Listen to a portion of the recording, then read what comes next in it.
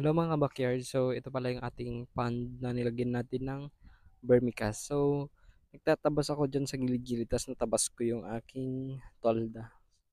Pero hindi naman sinasadya, talagang accident lang. Pero na-harvestan ko na to actually. Na-harvestan ko na tapos napakain ko na rin sa mga animals. And then tignan nyo mga kabakyard, ibang iba talaga yung kulay niya kumpara dito sa hindi ko ginamitan ng vermicast. Di ba mga kabakyard, makikita nyo naman yung pagkakaiba nila sa dalawang pan natin. So ito yung hindi natin ginamitan, tapos ito yung ginamitan natin. Tignan nyo yung um, tingkad ng pagka-green nila and sobrang dami. So na-harvestan ko na to. Tapos ganyan ulit yung kanyang naging resulta.